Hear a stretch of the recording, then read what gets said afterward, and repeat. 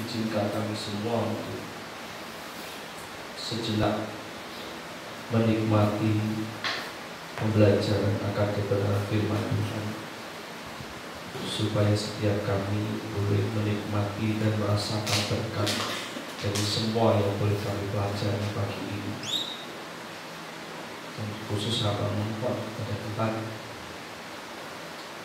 mampukan hamba untuk dapat tetap memberikan yang terbaik dalam segala situasi dan kondisi yang ada, sehingga setiap hati yang hari ini ada di tempat ini boleh dikenyangkan oleh kebenaran firman Tuhan dan boleh mendapatkan sukacita yang daripada Tuhan. Mampukan hamba-Mu yang penuh dengan keterbatasan dan ketidakmampuan ini, Kau yang Maha Sempurna akan menyempurnakan segala sesuatu. Terpujilah nama-Mu Tuhan, sekarang dan sampai selama-lamanya. Dan di dalam nama-Mu Tuhan kami Yesus Kristus, Tuhan dan Juru Selamat kami yang hidup, kami berdoa mengucap syukur. Amin. Silakan duduk tenang. Shalom. Selamat pagi. Kita dikasih dalam Tuhan, bertemu kembali di bulan Agustus dalam minggu terakhir yang tanpa terasa juga sudah kurang lebih setengah tahun kita juga bergumul dengan pandemi. Ya loh, 6 bulan dari bulan Maret, April, Mei, Juni, Juli, Agustus, 6 bulan yang sepertinya juga belum ada tanda-tanda akan membaik. Justru 2 hari belakangan dari berita yang saya dengar justru mengalami jumlah tertinggi. Hari Jumat itu 3.000 sekian, hari Sabtu itu 3.300 sekian.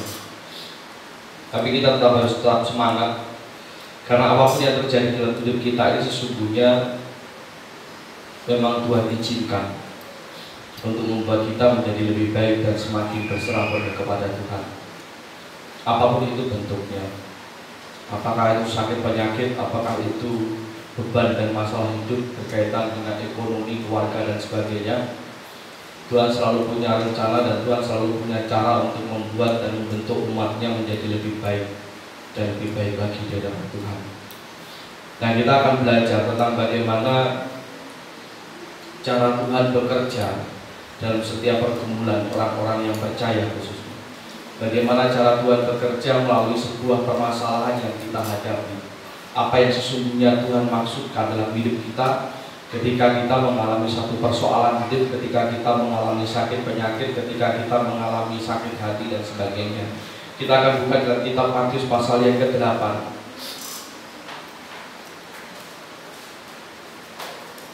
Matius pasal yang ke-8 ayat yang pertama sampai dengan yang ke-4. Ada satu perikop, ada satu kisah di mana Yesus menyembuhkan orang yang sakit kusta. Kalau dalam kitab Lukas, Yesus menyembuhkan 10 orang sakit kusta.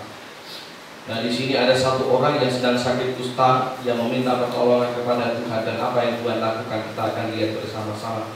Matius pasal yang ke-8 ayat yang pertama sampai dengan yang ke-4. Yesus menyembuhkan seorang yang sakit kusta. Setelah Yesus turun dari bukit, orang banyak berbondong-bondong mengikuti Dia.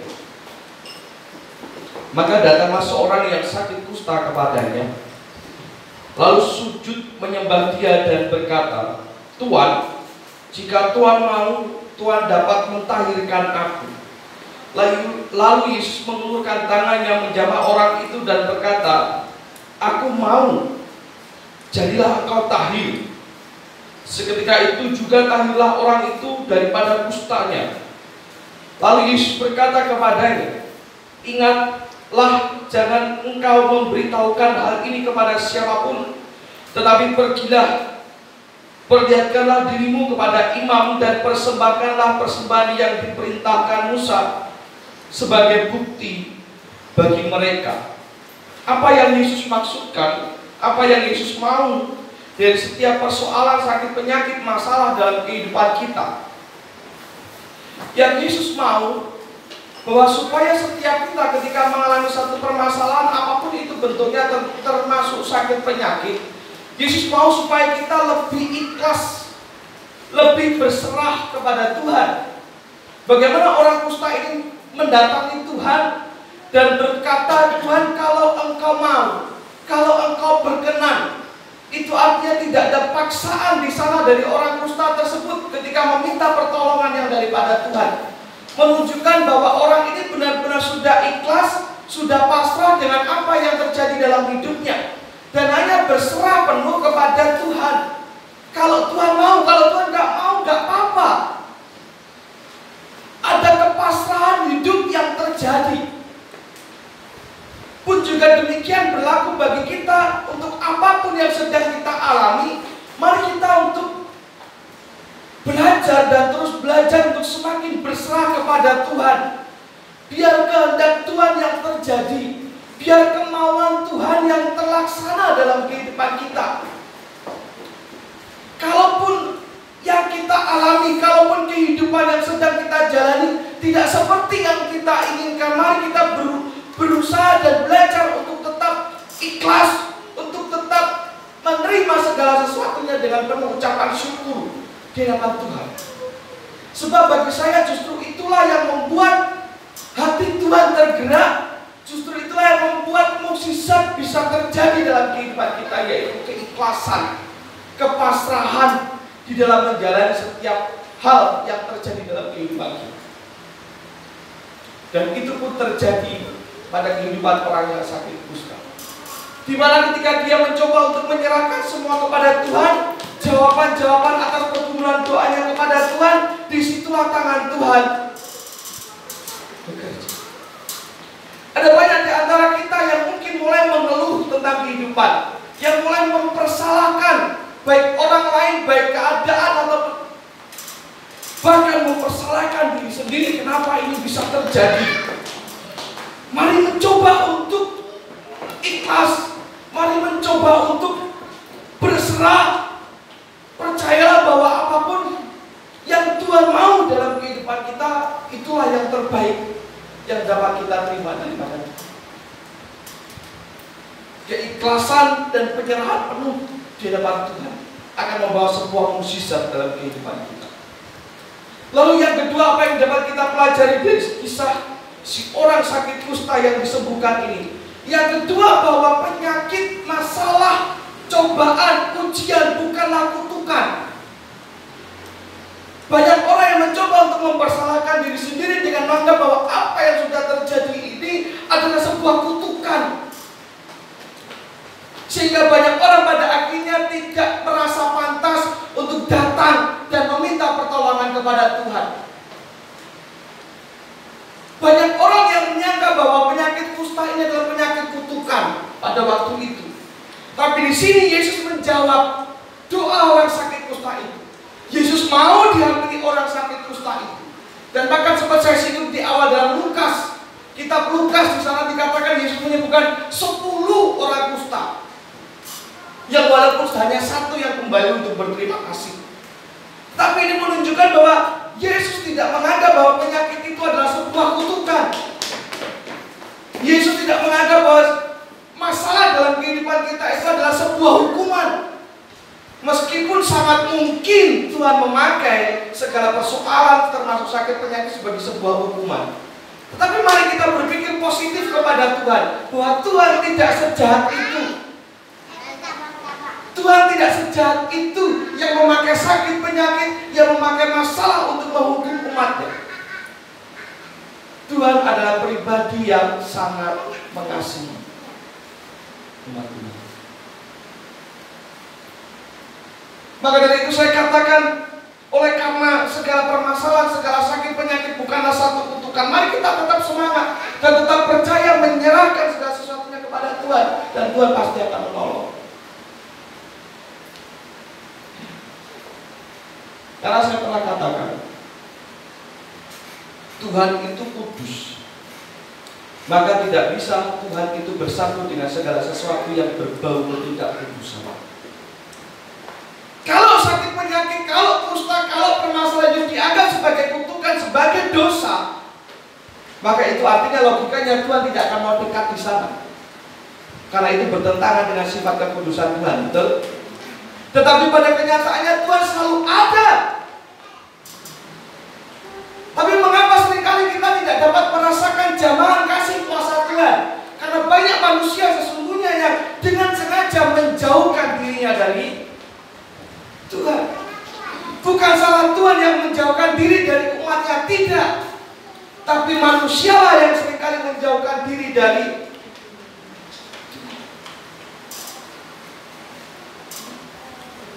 Ingat, sakit penyakit persoalan hidup itu bukanlah satu kutukan. Dan Tuhan tidak akan pernah menjauhkan dirinya dari itu. Stop berhenti untuk menyalahkan diri sendiri, menyalahkan orang-orang di sekitar kita. Kenapa sampai ini terjadi? Mari kita berpikir positif kepada Tuhan. Mungkin saja Tuhan sedang punya rencana yang jauh lebih baik. Orang sengaja diizinkan sakit oleh Tuhan supaya apa? Supaya mungkin bisa lebih fokus untuk istirahat. Orang diizinkan memiliki masalah supaya apa? Supaya lebih fokus. Bahwa hidup itu tidak selalu nyaman. Dan masih banyak rencana dan tujuan Tuhan atas segala sesuatu yang terjadi dalam kehidupan. Pak, lalu apa tujuan Tuhan mengizinkan masalah terjadi dalam hidup saya? Dia tanya sendiri sama Tuhan. Sebab setiap orang punya kodenya masing-masing dengan ya sama ya, setiap keluarga punya kode masing-masing. Ya, antara suami istri yang satu dengan yang lain tidak akan pernah sama. Itu juga demikian. Setiap pribadi dengan Tuhannya memiliki kode dan caranya masing-masing untuk berkomunikasi. Itu yang kedua. Lalu yang ketiga, bagaimana atau apa Pak yang kemudian akan terjadi ketika semua masalah sudah menimpa saya? Saya katakan yang ketiga bahwa tidak ada yang mustahil bagi Tuhan. Untuk seluruh jemaat di Kebakaran dan untuk siapapun yang mendengarkan video rekaman khotbah ini, tidak ada yang mustahil bagi Tuhan.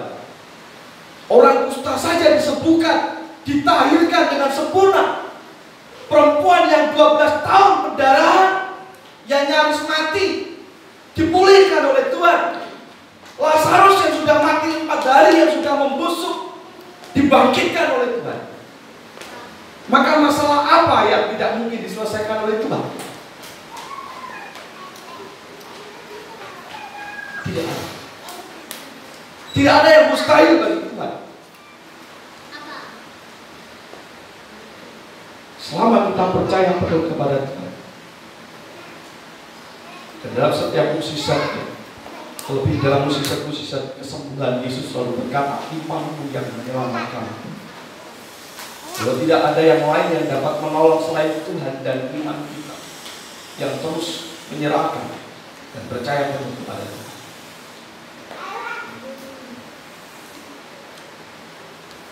Percuma mengandalkan orang lain, percuma mengandalkan manusia.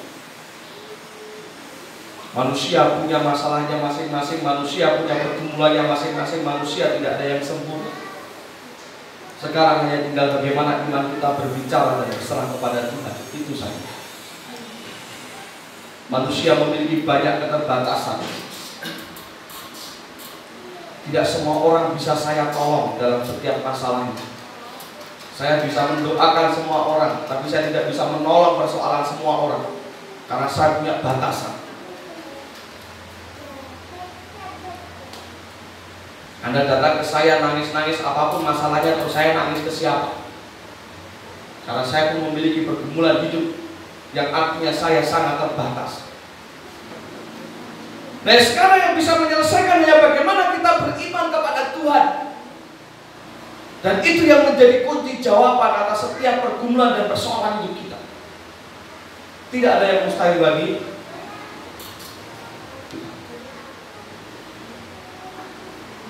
mukjizat Tuhan, keajaiban Tuhan, kuasa Tuhan berlaku mulai dari dulu, sekarang, dan sampai selama-lamanya. Tuhan tidak akan pernah berubah.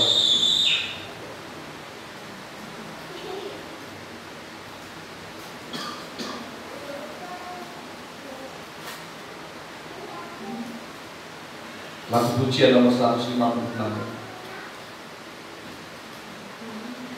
Tuhan menuntun hidupku, tangannya memegang teguh, hatiku berserah penuh, Tuhan menuntun hidupku. Ketika ada penyerahan penuh dalam hati kita, Tuhan akan menuntun hidup apapun yang terjadi. Apapun yang terjadi. Mari menjadi orang yang terus berserah kepada Tuhan. Mari menjadi orang pribadi yang terus mengandalkan Tuhan dan tetap percaya bahwa tidak ada yang tidak bisa dilakukan Tuhan. Sabar dan ikhlaslah di dalam menjalani hidup. Tuhan pasti buka jalan. Kalau Tuhan sudah membuka pintu, tidak ada satu pun yang dapat menutup. Itu kunci iman kita kepada Tuhan. Dan mari kita terus berserah mengandalkan Tuhan untuk apapun yang terjadi. Kiranya bisa menjadi berkat bagi kita semua. Kita akan duduk kepala dan berdoa.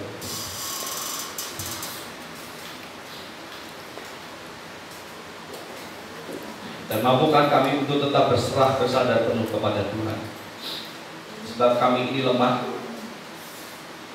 kami ini penuh dengan keterbatasan.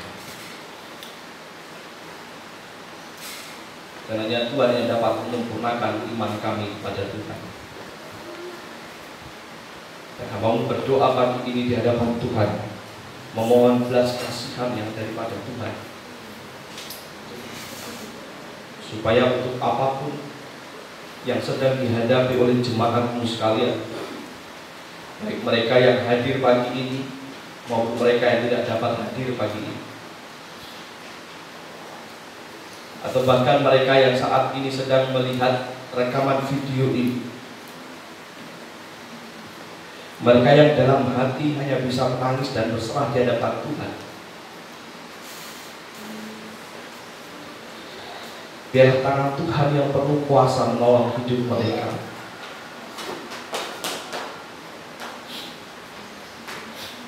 Mampukan kami semua untuk ikhlas, untuk percaya saja kepada Tuhan atas apapun yang terjadi dalam kehidupan kami, supaya iman kami dapat membuktikan bahwa percaya kami kepada Tuhan tidak hanya di mulut saja, namun hati dan hidup kami pun sungguh-sungguh kami serahkan di hadapan Tuhan, baik suka maupun duka. Selama masih ada Tuhan dalam hidup kami, sudah cukup dan sudah lebih dari semua yang dapat kami miliki di dunia ini. Tuhan Yesus memberkati setiap umat-Mu dimanapun mereka berada saat ini. Engkau Tuhan yang bekerja dalam kehidupan mereka, dalam rumah tangga mereka, dalam pekerjaan mereka, dalam kondisi fisik dan pribadi mereka. Tuhan yang berkarya, Tuhan yang bekerja. Untuk segala dosa dan kelemahan kami yang mungkin saja menyebabkan semua ini terjadi dalam kehidupan kami, segala susah payah dan penderitaan ini terjadi, Engkau Tuhan yang berkenan untuk mengampuni kami, mengampuni orang-orang yang ada di sekitar kami, dan tahirkanlah kami sebagaimana Tuhan mentahirkan orang kusta yang ada dalam firman Tuhan pagi hari ini.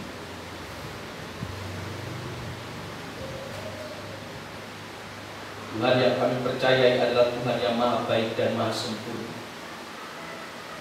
Sebab itu kami hanya berserah kepada Tuhan. Terima kasih Tuhan untuk waktu yang singkat. Mohon ampun jika hamba-Mu Tuhan dapat memberikan yang terbaik kepada Tuhan dan kepada jemaat. Tuhan yang menyempurnakan segala sesuatu. Terima kasih Tuhan. Terima kasih Yesus. Dalam nama-Mu Tuhan Yesus, Tuhan dan Juru Selamat kami yang hidup, kami berdoa dan mengucap syukur. Amin.